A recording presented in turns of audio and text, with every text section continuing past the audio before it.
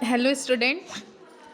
आज हम लोग बहुत इम्पॉर्टेंट एक टॉपिक के बारे में डिस्कशन करने वाले हैं जिसका नाम है लिपिड्स मेटाबॉलिज्म। जैसे अभी चलता आ रहा है, हमने कार्बोहाइड्रेट्स के मेटाबॉलिज्म्स और डिजीज़ के बारे में पढ़ा, उसी तरह अब हम लोग लिपिड्स मेटाबॉलिज्म्स के बारे में भी पढ़ेंगे। देखो, लिपिड्स मेटाबॉलिज्म्स का मतलब होता है बॉडी में फैट का डाइजेशन, एब्जॉर्प्शन, ट्रांसपोर्ट, स्टोरेज और ब्रेक डाउन करना।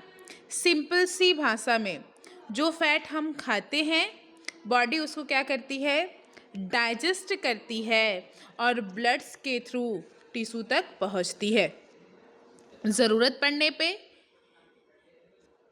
पड़ने पर जो स्टोर करती है और फास्टिंग या फिर एक्सरसाइज के टाइम में उसी फैट को तोड़ के एनर्जी बनाती है।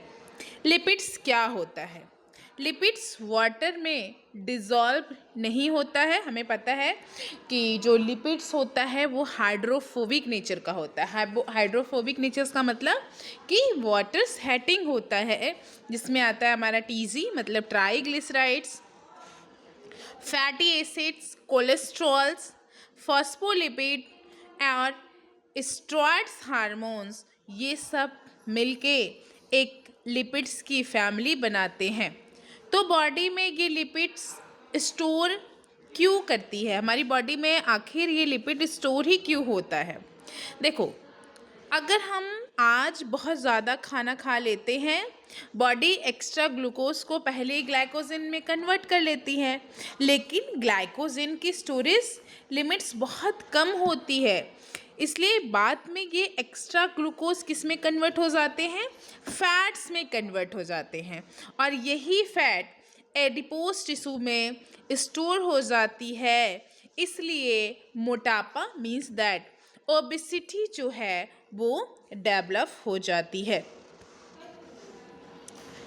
अगर हम बात करें फंक्शन की, तो ये एनर्जी स्टोर लिपिड जो कि सबसे इम्पॉर्टेंट फंक्शन है स्टोर करने का, एनर्जी को स्टोर करने का। फॉर एग्जाम्पल दैट कि अगर आपने 1 ग्राम नियर अबाउट्स अगर फैट खाया है तो वो आपकी बॉडी को 9 किलो कैलोरी एनर्जी को देती है। वहीं पे कार्बोहाइड्रेट जो आपको 4 ग्राम्स किलो कैलोरीज एनर्जी देती है, वहीं पे प्रोटीन जो आपको 4 किलो कैलोरीज की एनर्जी देती है। इसका मतलब कि कार्बोहाइड्रेट से भी लगभग 2.25 गुना ज़्यादा एनर्जी जो है वो हमारा फैट देता है। इसी वजह से बॉडी को लॉन्ग टर्म तक फैट के फॉर्म में स्टोर करती है।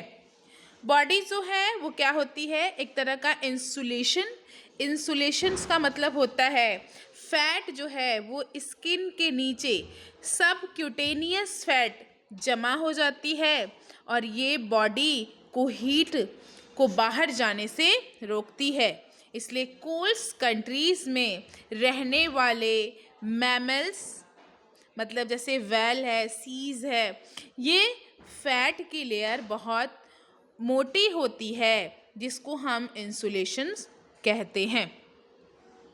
उसके बाद आता है प्रोटेक्शंस में किडनी है, हार्ट है, आईज है को जैसे डेलिकेटेड ऑर्गन के अराउंड फैट प्रेजेंट्स होता है। ये एक कुशन्स की तरह, मतलब कोई शॉक है, कोई उसको एब्जॉर्ब करती है। फॉर एग्जाम्पल दैट्स अगर आप गिर गए हो तो आपकी फैट ऑर्गन इनको इंजरीज से बचाने का काम करती हैं। सेल मेम्ब्रेन फॉर्मेशन, हर सेल की मेम्ब्रेन फॉस्फोलिपिड से बनी होती है। अगर फॉस्फोलिपिड्स ना हो तो सेल मेम्ब्रेन ही नहीं बनेगी। इसलिए लिपिड्स हर लिविंग सेल्स के लिए इसेंशियल होता है। हार्मोन फॉर्मेशन में कई हार्मोन्स में कई हार्मोन्स ऐसे हैं जो देखो बेसिकली लिपिड से बने हुए होते हैं। जैसे में हम बात करें कॉर्टिसोल्स की, बात करें हम एस्ट्रोजन की, टेस्टोस्टेरोन की, प्रोगेस्टेरॉन्स की, ये सब किससे बने होते हैं? कोलेस्ट्रॉल से सिंथेसाइज होते हैं। फिर आता है हमारा विटामिन का एब्जॉर्प्शन। क्या आता है हमारा? विटामिन का एब्जॉर्प्शन। देखो बहुत सारे ऐसे विटामिन होते हैं जो कि फैट सॉल्युबल्स होते हैं, जैसे में विटामिन ए है, विटामिन डी है, विटामिन ई है और विटामिन के है। It is a fat solubles vitamin. इन विटामिन के एब्जॉर्प्शंस के लिए डाइटरी फैट ज़रूरी होते हैं। अगर फैट डाइट में बहुत कम होता है तो विटामिन की डिफिशियंसी हो जाती है। फिर आता है हमारा सेल सिग्नलिंग। कुछ लिपिड्स सिग्नलिंग मॉलिक्यूल्स, मतलब सेल सिग्नलिंग में के मॉलिक्यूल्स होते हैं, जैसे प्रोस्टाग्लैंडिन हो गया, हमारा थ्रोम्बोक्सिन्स हो गया। जैसे किसी का इन्फ्लामेशंस है, ब्लड क्लॉटिंग्स, इम्यूनिटी को ये क्या करती हैं? रेगुलेट्स करने का काम करती हैं। अब अगर हम दूसरी चीज़ बात करें कि इसके साथ साथ ये क्या करती हैं, ये जो हमारे लिपिड्स इतनी एनर्जी क्यों देती हैं? अब हमारे दिमाग में बात है कि अरे ये इतना अच्छा है तो ये मतलब क्यों ये हमारी बॉडी को इतनी एनर्जी क्यों दे रही है? तो देखो फैटी एसिड्स में कार्बन भी होता है, हाइड्रोजन्स बहुत, कार्बन और हाइड्रोजन बहुत ज़्यादा अमाउंट से प्रेजेंट होते हैं। तो इनका जो ऑक्सीडेशन है वो कंप्लीट्स होने पे बहुत सारी एटीपी रिलीज होती है, इसीलिए फैट सबसे इफ़िशिएंट एनर्जी रिजर्व्स माना गया है। अब अगर आपसे पूछा जाए कि ये मेटाबॉलिज्म्स क्या होता है, या फिर सिंपल सा क्वेश्चन अगर कोई आपसे कहे कि what is the metabolisms of a lipids, तो आपको पता होना चाहिए कि जो लिपिड्स मेटाबॉलिज्म्स बॉडी में प्रेजेंट फैट को क्या करती है? उसका डाइजेशन करती है, उसका एब्जॉर्प्शंस करती है, उसको स्टोर करती है, उसको ट्रांसपोर्ट्स करती है और उसको ब्रेक डाउन करती है। बॉडी का मेन फ्यूल्स क्या होता है? देखो बॉडी का मेन फ्यूल्स क्या होता है? ट्राइग्लिसराइड्स होती है। फिर क्वेश्चन पूछा जा सकता है कि 1 ग्राम फैट में, मान लो कि किसी ने 1 ग्राम फैट खाया तो उसे कितनी एनर्जी मिलेगी? तो 9 किलो कैलोरी की एनर्जी मिलेगी। फैट किस टिश्यू में स्टोर होता है? तो फैट जो है वो एडिपोज टिश्यूज में स्टोर होता है। कौन कौन सी विटामिन जो होती हैं वो फैट सॉल्युबल्स होती हैं? तो विटामिन ए हो गया, विटामिन डी हो गया, विटामिन ई हो गया और विटामिन के हो गया। अब हम पढ़ेंगे कुछ डाइजेशंस ऑफ लिपिड्स, लिपिड्स के डाइजेशंस के बारे में। तो देखिए लिपिड डाइजेशंस वो प्रोसेस है जिसमें डाइटरी फैट को छोटे मॉलिक्यूल्स, मतलब जो हमारे बेसिकली डाइटरी फैट्स में ट्राइग्लिसराइड्स है, को छोटे मॉलिक्यूल्स जैसे में फैटी एसिड्स में, मोनोग्लिसराइड्स में तोड़ दिया जाता है ताकि इंटेस्टाइन उसको क्या कर सके? एब्जॉर्ब्स कर सके। अब क्या हमारा फैट सीधे एब्जॉर्ब हो सकता है? तो बिल्कुल नहीं हो सकता है।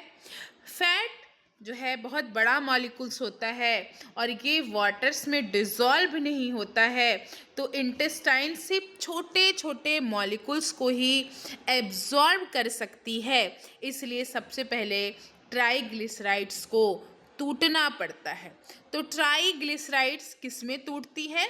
तो जब ट्राइग्लिसराइड्स को तोड़ा जाता है तो वो it is a break into a glycerols and 3 fatty acids में ब्रेक हो जाती है। अब डाइजेशन कहाँ पे स्टार्ट होता है? तो डाइजेशन जो है अब स्टार्ट तो ओरल कैविटी मतलब माउथ से होगा। तो जो एडल्ट्स के माउथ में लिपिड डाइजेशंस बहुत कम मात्रा में होता है क्योंकि लिंगुअल लाइपेज प्रेजेंट होते हैं, लेकिन इनका रोल जो है वो एडल्ट्स में बहुत कम देखा गया है, बच्चों में बहुत ज़्यादा देखा गया है। तो कोई अगर न्यू बॉर्न्स बेबीज़ है तो इसके लिए जो है हमारा जो लिंगुअल्स लाइपेज होता है उनका बड़ा यूज़ होता है, क्योंकि उनकी डाइट ही मिल्क होती है। अब मैंने ये कहा कि ओरल माउथ्स में ये हो गया। अब स्टमक में क्या होता है, तो स्टमक में गैस्ट्रिक लाइपेज नाम की एक एंजाइम होती है। कौन से नाम की एंजाइम होती है? गैस्ट्रिक लाइपेज नाम की एक एंजाइम्स होती है। ये ट्राइग्लिसराइड्स को थोड़ा सा तोड़ना, मतलब धीरे धीरे तोड़ना स्टार्ट करती है, लेकिन स्टमक में कभी भी कंप्लीट डाइजेशंस नहीं होता है। क्यों नहीं होता है? क्योंकि फैट वाटर में डिज़ोल्व नहीं होता है। ये बड़े बड़े फैट जो ग्लोब्यूल्स हैं, वो सिर्फ एंजाइम सिर्फ सरफेस पे काम करती है। इसी की वजह से 10 to 20% ही डाइजेशन हो जाता है। अब मेन डाइजेशन जो स्टार्ट हुआ वो कहाँ पे हुआ? स्मॉल इंटेस्टाइन, जो कि main sites of lipids metabolisms है या फिर डाइजेशंस है। तो ये लिपिड डाइजेशन मतलब स्मॉल इंटेस्टाइन लिपिड डाइजेशन के लिए सबसे इम्पॉर्टेंट आर्गन है। यहीं पे ऑलमोस्ट जो है पूरा फैट का डाइजेशन होता है। फैट के डाइजेशंस के लिए दो चीज़ बहुत इम्पॉर्टेंट होते हैं। एक है हमारा बाइल जूस। बाइल जूस कहाँ पे बनता है? तो बाइल जूस लीवर में बनता है और गाल ब्लैडर्स में स्टोर होता है। खाना खाने पर बाइल स्मॉल इंटेस्टाइन में रिलीज होता है। देखो, बाइल में कोई डाइजेस्टिव एंजाइम्स तो नहीं होते हैं, लेकिन इसमें बाइल साल्ट होता है। ये बाइल साल्ट्स क्या होते हैं? सोचिए, एक बड़ी जो है ऑयल, बड़ी सी ऑयल की बूंद पानी में है, मान लो बड़ा सा ऑयल्स का जो है ड्रॉपेट जो है वो वाटर्स में है। अब एंजाइम इसके बाहर ही काम कर सकती हैं। अगर इन ऑयल को छोटे छोटे हज़ारों छोटे छोटे टुकड़ों में तोड़ दिया जाए तो इनकी सरफेस एरिया जो है वो बहुत बढ़ जाएगी। अब एंजाइम इसको ईज़िली इस पे काम कर सकते हैं और इसी प्रोसेस को हम इमल्सिफिकेशन कहते हैं। इमल्सिफिकेशन का मतलब होता है बड़े फैट ड्रॉपलेट्स को छोटे छोटे ड्रॉपलेट्स में तोड़ना, और यही काम है हमारे बाइल सॉल्ट का। बाइल सॉल्ट्स क्या करती है? बड़े बड़े फैट मॉलिक्यूल्स को छोटे छोटे फैट मॉलिक्यूल्स में तोड़ देती है, और that is the process of the emulsification. अब देखो, फाइनली जो है स्मॉल इंटेस्टाइन में वैरायटी ऑफ डाइजेस्टिव एंजाइम जो है वो प्रोड्यूस होते हैं। कहाँ से? पेनक्रियाज से। इसको हम बोलते हैं, जिसमें आता है हमारा पेनक्रियाटिक लाइपेज। देखो, एंजाइम्स जो कि एक है पेनक्रियाटिक कोलेस्ट्रीएस्टर हाइड्रोलेज, जो कि रिलीज होता है फ्री कोलेस्ट्रॉल से फ्रॉम द कोलेस्ट्रीएस्टर, और that is the pancreatic lipase, जो कि पेनक्रियाटिक लाइपेज जो कि एक सबसे इम्पॉर्टेंट एंजाइम्स है। ये ट्राइग्लिसराइड्स को तोड़कर बनता है। अगर आपसे कोई पूछे कि पेनक्रियाटिक लाइपेज कैसे बनता है, तो ये रिलीज होता है फ्री फैटी एसिड्स और जो है ट्राइग्लिसराइड को तोड़कर, मतलब 2 फैटी एसिड्स और 1 मोनोग्लिसराइड्स, ये लिपिड डाइजेशंस का मेन एंजाइम्स होता है। फिर आता है हमारा कोलेस्ट्रॉल ईस्ट्रेज। ये एक कोलेस्ट्रॉल ईस्टर्स को तोड़ता है, फ्री कोलेस्ट्रॉल और फैटी एसिड्स बनते हैं। फिर आता है हमारा फॉस्फोलाइपेज, जो कि फॉस्फोलिपिड्स को तोड़ता है, जिससे लाइसोफॉस्फोलिपिड्स और फैटी एसिड्स बनते हैं। अब हम आएंगे जो है कुछ मिसल्स फॉर्मेशन होती है हमारा जब लिपिड्स का डाइजेशन होता है तो मिसल्स का फॉर्मेशन होता है। अब इंटेस्टाइन में ये मॉलिक्यूल्स प्रेजेंट होते हैं, जैसे में मान लो फैटी एसिड्स है, मोनोग्लिसराइड्स है, कोलेस्ट्रॉल्स है, कुछ फैट सॉल्युबल्स विटामिन है, या फिर बाइल सॉल्ट है। ये सबको मिला के किसका फॉर्मेशन कर रहा है? मिसल्स का फॉर्मेशन होता है। मिसल्स क्या होते हैं? एक छोटा ट्रांसपोर्टर पार्टिकल्स होता है जो कि लिपिड्स मॉलिक्यूल्स को इंटेस्टाइन के सेल के अंदर लेके जाता है। अगर मिसल्स ना बने तो फैट एब्जॉर्ब नहीं होता है। अब हम पढ़ेंगे इसके एब्जॉर्प्शंस के बारे में।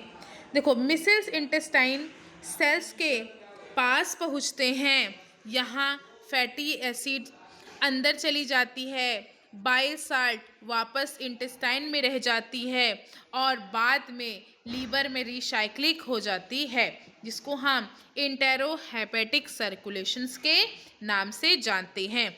अब सेल के अंदर क्या है? फैटी एसिड्स हैं, मोनोग्लिसराइड्स है।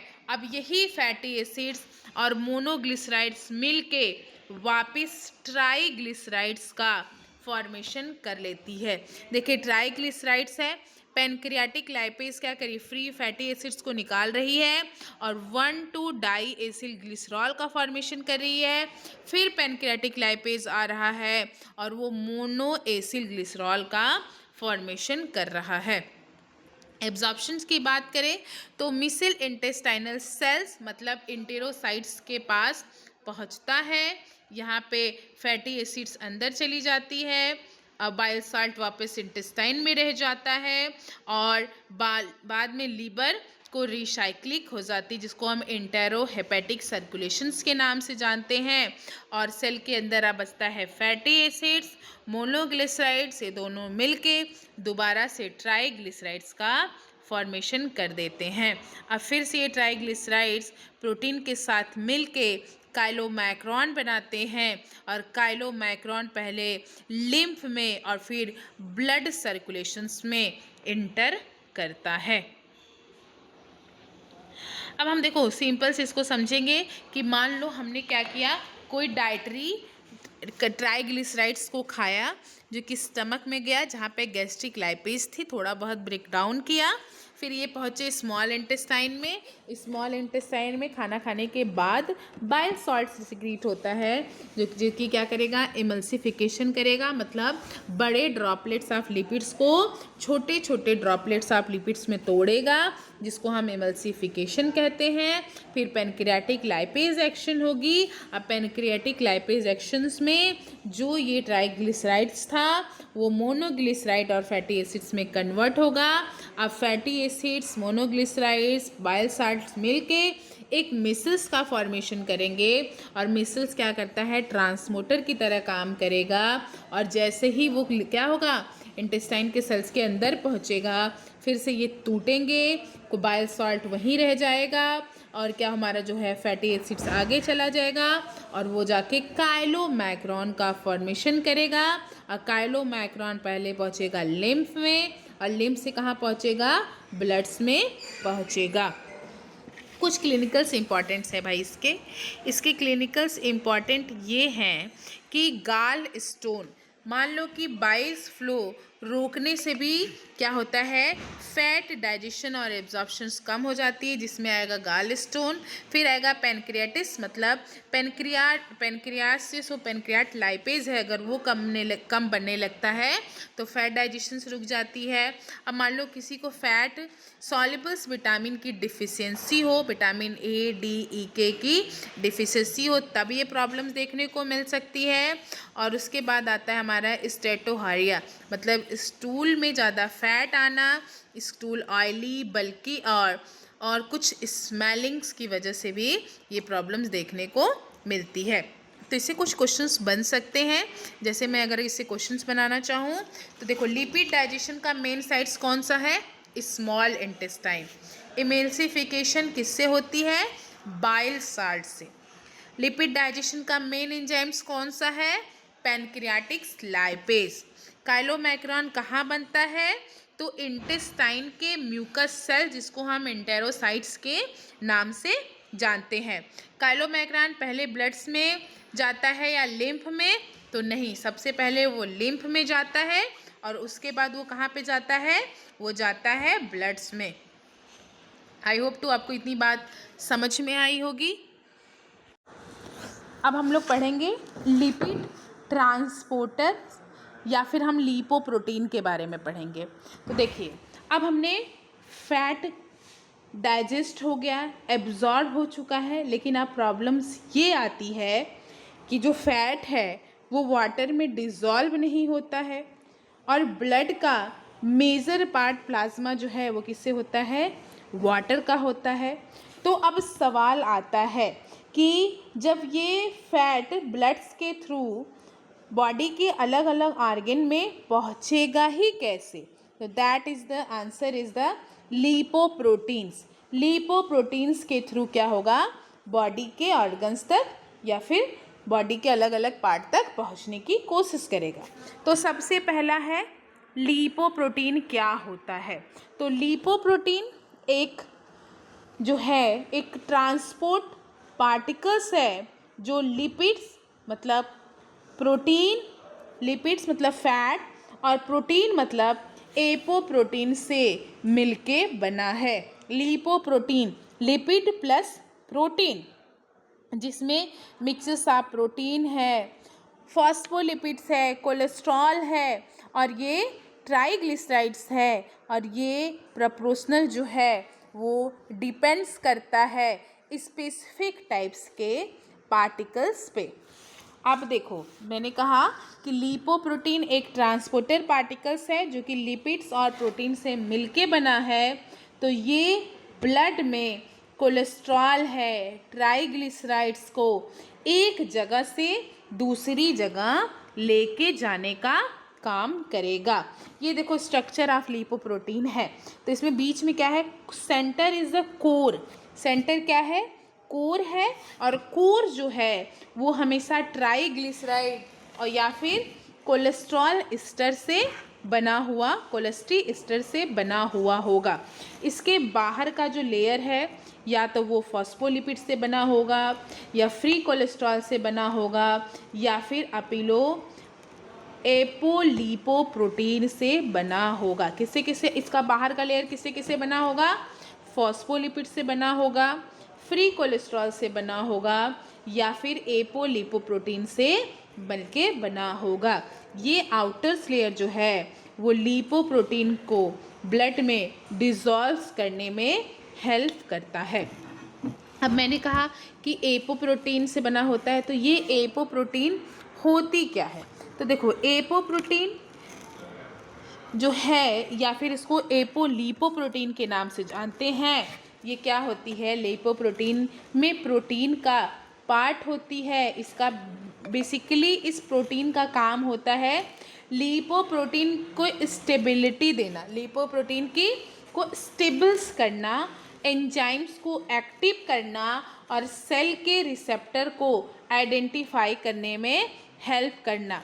बेसिकली जो इसमें एपोप्रोटीन प्रेजेंट होता है ना वो इम्पॉर्टेंट है, जिसमें एपोप्रोटीन A1 जो है वो SDL में प्रेजेंट होता है। एपोप्रोटीन B48 जो है वो कोलेस्ट्रॉल काइलोमैक्रॉन में प्रेजेंट होता है और एपो B100 जो है वो वेरी लो डेंसिटी लिपोप्रोटीन और LDL में प्रेजेंट होता है और एपो C2 जो लिपोप्रोटीन है वो लिपोप्रोटीन सबसे जो है लिपोप्रोटीन लाइपेज एक्टिवेट करता है। फिर आता है एपो E जो कि काइलोमैक्रॉन को रेमनेट्स को लीवर तक ले जाने में हेल्प करता है। तो मैंने बताया, एक बार इसको फिर से सुनेंगे कि लिपोप्रोटीन बेसिकली जो है वो हमारा दो चीज़ों से मिलके बना हुआ है। एक क्या होता है? एक ट्रांसपोर्टर होता है जो कि लिपिड्स मतलब फैट से और जो हमारा प्रोटीन मतलब एपोप्रोटीन से मिलके बना होता है। ये ब्लड में कोलेस्ट्रॉल और ट्राइग्लिसराइड्स को एक जगह से दूसरी जगह लेके जाता है। जब हमने क्या किया, डायग्राम्स को ध्यान से देखा तो डायग्राम्स में क्या थे? बीच में सेंटर में क्या प्रेजेंट था? सेंटर में प्रेजेंट था ट्राइग्लिसराइड्स या फिर कोलेस्ट्रॉल प्रेजेंट था। उसके चारों तरफ क्या प्रेजेंट थे, आउटर लेयर पे फॉस्फोलिपिड्स प्रेजेंट थे, कुछ फ्री कोलेस्ट्रॉल प्रेजेंट थे और एपोलिपोप्रोटीन जो था वो इसमें प्रेजेंट था। अब एपोलिपोप्रोटीन जो होती है वो क्या होती है, लिपोप्रोटीन का वो पार्ट होती है जो कि प्रोटीन से बना हुआ होता है। ये लिपोप्रोटीन का काम क्या होता है, ये देखो, ये प्रोटीन जो हमारा एपोलिपोप्रोटीन है उसका काम होता है, जो ये लिपोप्रोटीन है उसकी स्टेबिलिटी को बढ़ाना, एंजाइम्स को एक्टिव करना और सेल के रिसेप्टर्स को आइडेंटिफाई करने में हेल्प करता है। देखो, कुछ टाइप्स के जो हमारे एपोलिपोप्रोटीन प्रेजेंट होते हैं, जिसमें आता है एपो ए वन जो है वो हाई डेंसिटी लिपोप्रोटीन में प्रेजेंट होता है। एपो B48 जो कि काइलोमैक्रॉन में प्रेजेंट होता है। एपो B100 जो कि वेरी लो डेंसिटी लिपोप्रोटीन और लो डेंसिटी लिपोप्रोटीन में प्रेजेंट होता है। एपो C2 जो कि लिपोप्रोटीन लाइपेज एक्टिवेट करता है। एपो E जो कि काइलोमैक्रॉन्स को क्या करता है, लीवर तक ले जाने में हेल्प करता है। अब हम लोग जानेंगे कुछ टाइप्स ऑफ लिपोप्रोटीन। लिपोप्रोटीन जो है बेसिकली 4 टाइप्स के होते हैं। कितने टाइप्स के होते हैं, 4 टाइप्स के होते हैं। एक होता है हमारा काइलोमैक्रॉन, क्या होता है, काइलोमैक्रॉन। फिर होता है वेरी लो डेंसिटी लिपोप्रोटीन जिसको VLDL के नाम से जानते हैं। फिर आता है हमारा लो डेंसिटी लिपोप्रोटीन जिसको लो डेंसिटी लिपोप्रोटीन या फिर बैड कोलेस्ट्रॉल्स के नाम से जानते हैं। फिर आता है हमारा हाई डेंसिटी लिपोप्रोटीन जिसको हम HDL के नाम से जानते हैं और ये एक गुड कोलेस्ट्रॉल्स होते हैं।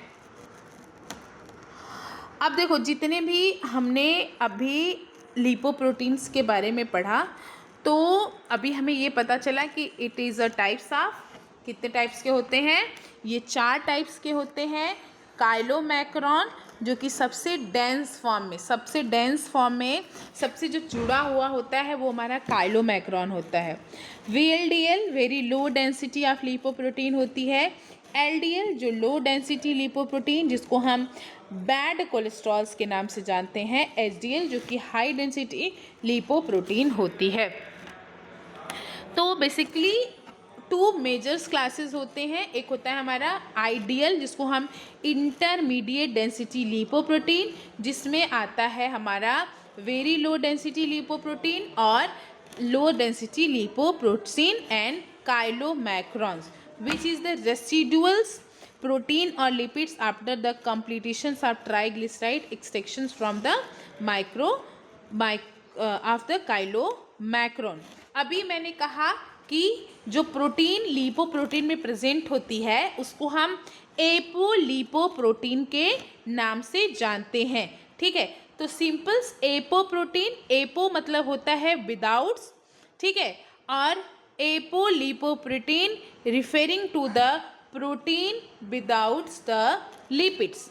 तो एपोप्रोटीन जो है वो इम्पॉर्टेंट रोल प्ले करता है सेलुलर इंटरेक्शंस ऑफ लिपोप्रोटीन के लिए, और apoprotein are the permanent parts and particles of the particles that is the capable to transforming the lipoprotein to the another। अभी मैंने कहा कि apoprotein is divided into a apo A, ठीक है, जो कि काइलोमैक्रॉन और हाई डेंसिटी लिपोप्रोटीन प्रेजेंट होता है।